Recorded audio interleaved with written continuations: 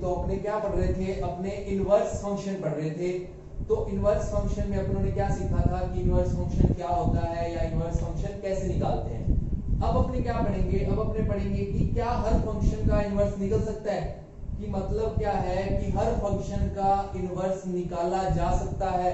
तो inverse function inverse निकालने के लिए एक कंडीशन होती है, वो कंडीशन क्या है कि फंक्शन, कोई भी फंक्शन जिसका अपने इनवर्स निकाल रहे हैं, वो फंक्शन मान लो फंक्शन ऑफ एक्स है, वो क्या होना चाहिए, 1 1 होना चाहिए और क्या होना चाहिए, ऑन टू होना चाहिए, या जिसको अपने कहते हैं क्या होना चाहिए, बाइजेक्टिव होना चाहिए। आई बात समझ, मतलब क्या है कि कोई भी फंक्शन जिसका इनवर्स निकालना है तो उसका इनवर्टिबल होना जरूरी है। इनवर्टिबल का मतलब है कि वो 1 1 ऑन टू हो या बाइजेक्टिव हो, मतलब वो फंक्शन 1 1 भी होना चाहिए, ऑन टू भी होना चाहिए। तो उस फंक्शन की ही अपने इनवर्स निकाल सकते हैं, अदरवाइज अपने किसी फंक्शन का इनवर्स नहीं निकाल सकते। तो मतलब क्या है, आपको 1 1 फंक्शन मैंने बताया था क्या होता है कि मतलब क्या है इसका कि हर एलिमेंट की अलग अलग क्या होती है, इमेज होती है, इसमें कोडोमेन में। जैसे कि 1 2 3 4 यहाँ पर लिखा हुआ है 5 6 7 8, तो 1 की इमेज 5 है, 2 की 6, 3 की 7, 4 की 8। तो मतलब हर एलिमेंट की अलग अलग इमेज हो उसको 1 1 फंक्शन बोलते हैं। और क्या कि कोडोमेन में अगर हर एलिमेंट की प्री इमेज होती है तो उसको अपने क्या बोलते हैं, ऑन टू फंक्शन बोलते हैं। ठीक है, तो मतलब जो फंक्शन 1 1 और ऑन टू दोनों होते हैं, सिर्फ उसी फंक्शन का इनवर्स निकाल सकते हैं, अदरवाइज अपने फंक्शन का इनवर्स नहीं निकाल सकते। तो अपने को सबसे पहले क्या प्रूव करना पड़ेगा, अपने को फंक्शन 1 1 और ऑन टू प्रूव करना पड़ेगा। जिस क्वेश्चन में अपने को कहेगा कि फंक्शन को पहले चेक करो कि बाइजेक्टिव है या चेक करो कि क्या इनवर्टिबल है, तो अपने को क्या करना पड़ेगा, अपने को उस फंक्शन को 1 1 और ऑन टू प्रूव करना पड़ेगा। तो कैसे प्रूव करेंगे 1 1 और ऑन टू, वो देखते हैं। वैसे तो अपनों ने लास्ट ईयर सेकंड चैप्टर में ये सीखा हुआ है कि 1 1 फंक्शन प्रूव कैसे करते हैं या ऑन टू फंक्शन प्रूव कैसे करते हैं, बट मैं थोड़ा सा दोबारा रिपीट कर रहा हूं। मान लो अपने को कोई फंक्शन दे रखा है x क्यूब प्लस 2, कोई फंक्शन दे रखा है x क्यूब प्लस 2 और फंक्शन कैसा है, रियल नंबर r2 r। तो कहता प्रूव करो कि फंक्शन है वो बाइजेक्टिव है। प्रूव करना है कि ये फंक्शन क्या है, बाइजेक्शन है। हिंदी में क्या बोलेंगे इसको, हिंदी में बोलेंगे एकाकी आच्छादक फंक्शन है। तो अपने को क्या प्रूव करना है कि function of x cube plus 2 क्या है, बाइजेक्टिव है या इनवर्टिबल है। तो सबसे पहले अपने इसको 1 1 प्रूव करेंगे। तो 1 1 प्रूव करना बिल्कुल इजी है। आपने क्या करना है, जिस भी क्वेश्चन में आपने 1 1 प्रूव करना है, आप क्या को आपको मैंने 2 एलिमेंट्स ले लिए x1 एंड x2, 2 एलिमेंट्स ले लिए x1 और x2। किसमें से लिए हैं, इस फंक्शन की डोमेन में से। इस फंक्शन की डोमेन क्या है, इस फंक्शन की डोमेन है r, कोडोमेन क्या है, कोडोमेन भी है r। तो इस फंक्शन की डोमेन में से मैंने 2 एलिमेंट्स ले लिए x1 एंड x2। मैंने लिख दिया दोनों बिलोंग कर रहे हैं किसको, r को, क्योंकि अपने डोमेन में से ही है तो किसको बिलोंग करेंगे, r को ही बिलोंग करेंगे। तो x1 x2 belongs to r। तो अपने प्रूव कैसे करते हैं 1 1, देखो मैं पहले 1 1 प्रूव कर रहा हूं, x1 x2 belongs to r। तो अपने क्या लिखेंगे, अपने लिखेंगे फंक्शन ऑफ x1 इक्वल है फंक्शन ऑफ x2 के। अब ये ध्यान से सुनना, क्या कि if function of x1 equal है फंक्शन ऑफ x2 के, देन x1 इक्वल होगा x2 के। अगर ये चीज अपने प्रूव कर दें, मतलब अपने क्या प्रूव कर देंगे 1 1, तो आपने क्या ध्यान रखना है, आपने क्या प्रूव करना है, वैसे तो 1 1 प्रूव करना है, लेकिन देखो कि आपने हमेशा फंक्शन ऑफ x1 इक्वल मानना है फंक्शन ऑफ x2 के। If function of x1 equal है फंक्शन ऑफ x2 के तो देन x1 इक्वल होगा x2 के। तो ये अगर अपने प्रूव कर दे तो फंक्शन क्या होगा 1 1 होगा। तो मैंने क्या लिखा फंक्शन ऑफ x1 इक्वल है फंक्शन ऑफ x2 के। तो फंक्शन ऑफ x1 की वैल्यू क्या है, फंक्शन ऑफ x की value x³ + 2। Function of x1 की वैल्यू क्या होगी x1³ में 2। फंक्शन ऑफ x2 की वैल्यू क्या होगी x1³ में x2³ में 2। ठीक है, यहां से दोनों से साइड से 2 कैंसिल हो जाएगा, क्या बचेगा x1³ इक्वल है x2³। अगर मैं दोनों साइड 1/3 कर दूं तो क्या आ जाएगा x1 इक्वल होगा x2 के। मतलब अपनों ने प्रूव कर दिया कि द फंक्शन इज 1 1। तो अपने को जब भी फंक्शन 1 1 प्रूव करना है तो अपने को पता होना चाहिए कि 1 1 का मतलब क्या होता है। 1 1 का मतलब होता है कि हर एलिमेंट की एक यूनिक इमेज होती है, अलग अलग सबकी इमेज होती है। तो वैसे तो 1 1 का मींस वो है, लेकिन प्रूव करते टाइम अपनों ने क्या देखना है, अपनों ने लेना है कि फंक्शन ऑफ x1 इक्वल होगा फंक्शन ऑफ x2 के, देन x1 इक्वल होगा x2 के। अगर अपने ये चीज प्रूव कर दें तो फंक्शन क्या होगा 1 1 होगा। तो मेरे को क्वेश्चन था बुक में, एग्जांपल है ये। तो function of x is equal to x³ + 2, इसको निकालना है कि क्या ये फंक्शन बाइजेक्टिव है, क्या ये इन्वर्टिबल है। तो मैंने सबसे पहले 1 1 प्रूव कर दिया। हर क्वेश्चन में जब भी 1 1 प्रूव करना है तो अपने इसी मेथड से करेंगे। अब मैं क्या प्रूव करूंगा, मैं ऑन टू प्रूव करूंगा। तो ऑन टू प्रूव करने के लिए आपने क्या करना है,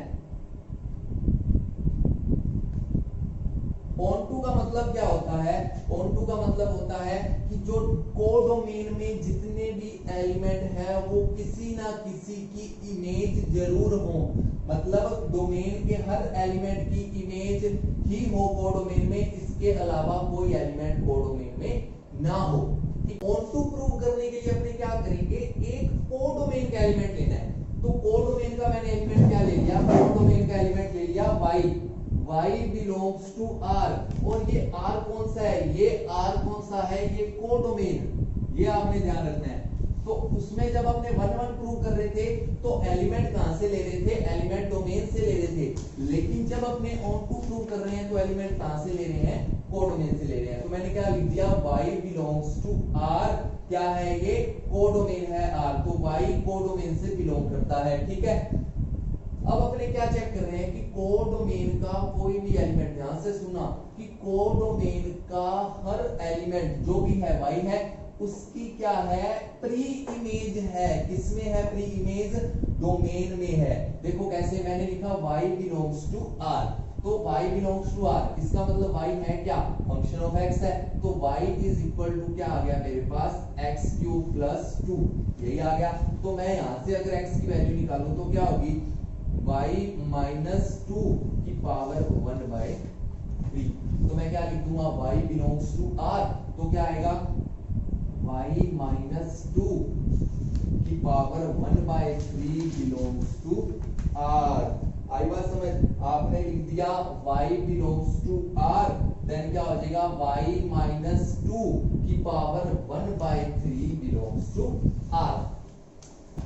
y बिलोंग्स टू r लिख के आपने यहाँ पर y रख के x की वैल्यू निकाल दी और उसको लिख दिया बिलोंग्स टू r के। अब अपने क्या करेंगे, देखो मैंने क्या करना है, फंक्शन ऑफ इसकी वैल्यू निकालनी है, फंक्शन ऑफ y - 2 की पावर 1/3। फंक्शन ऑफ y - 2 की पावर 1/3 की वैल्यू निकालेंगे तो इसकी वैल्यू क्या आएगी, देखो फंक्शन ऑफ x की वैल्यू है x³ + 2। फंक्शन ऑफ y - 2 की पावर 1/3 की वैल्यू क्या आएगी, y - 2 की पावर 1/3 और उसकी पावर क्या आ जाएगी 3 + 2। मैंने x की जगह क्या पुट कर दिया, y - 2 की पावर 1/3। अगर यहां से मैं काटना चाहूं तो 3 से 3 कैंसिल हो जाएंगे, क्या बचेगा y माइनस 2 प्लस 2, तो मेरे पास वैल्यू क्या आ गई y। बस आपने क्या करना है, आपने y belongs to r codomain ले लिया, उसके बाद y माइनस 2 की power 1/3 belongs to r, then आपने फंक्शन इसकी वैल्यू निकाल लेनी है जो हमेशा किसके इक्वल आएगी, y के। तो ये फंक्शन क्या होगा, ये ऑन टू फंक्शन होगा। This function is onto function, ठीक है। तो 1 1 पहले प्रूव कर लिया, अब इसको ऑन टू प्रूव कर दिया, तो मतलब this function is 1 1 onto, या क्या बोलेंगे, बाइजेक्टिव।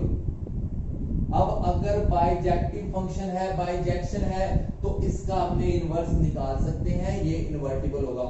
बहुत बढ़िया कंडीशन है, आपने याद रखनी है कि जिस फंक्शन सिर्फ उसी का इनवर्स फाइंड कर सकते हैं जो फंक्शन बाइजेक्टिव होता है, मतलब 1 1 और ऑन टू होता है, अदरवाइज अपने फंक्शन का इनवर्स नहीं फाइंड कर सकते, ठीक है। तो अपने एक क्वेश्चन करते हैं इसके बाद।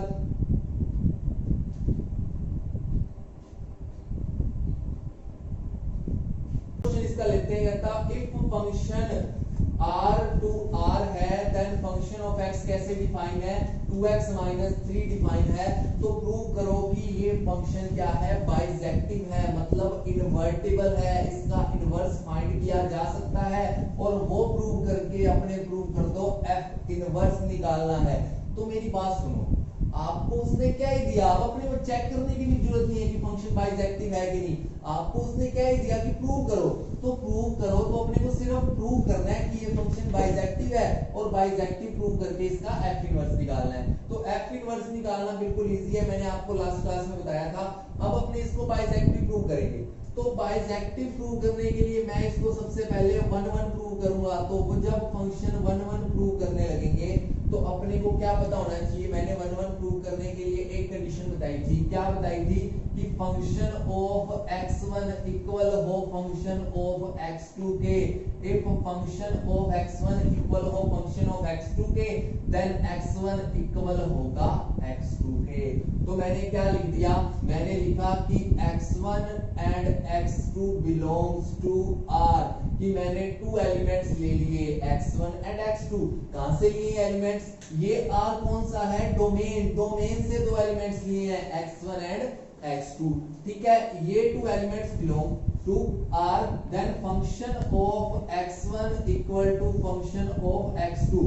If function of x1 equal to function of x2, अगर दोनों फंक्शन एक इक्वल हैं तो क्या आएगा, देखो फंक्शन ऑफ x1 की वैल्यू क्या होगी, 2x1 माइनस 3, इसकी क्या होगी 2x2 माइनस 3, माइनस 3 कैंसिल हो जाएंगे, 2x1 is equal to 2x2, then x1 is equal to x2, मतलब दिस फंक्शन इज 1 1।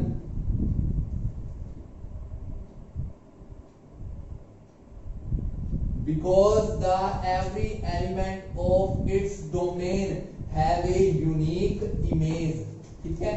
अब इसको अपने ऑन टू प्रूव करेंगे, तो ऑन टू कैसे प्रूव करेंगे, देखो ऑन टू प्रूव करने की अपने को, मैंने आपको ऑन टू प्रूव करना सिखाया था, आपने क्या लिया, y ले लिया बिलोंग्स टू r, और ये r कौन सी है, ये कोडोमेन वाली r है, मतलब मैंने एक एलिमेंट ले लिया कोडोमेन में से, वो क्या था, y था। अब मैंने क्या करना है, यहाँ पर इक्वल y रख के ना फंक्शन ऑफ x की जगह x की वैल्यू निकाल लेनी है। तो y इज इक्वल टू क्या है, 2x माइनस 3 है, मैं क्या करता हूँ x की वैल्यू निकाल लेता हूँ, y plus 3 is equal to 2x, x is equal to क्या हो जाएगा, y प्लस 3 अपॉन में 2।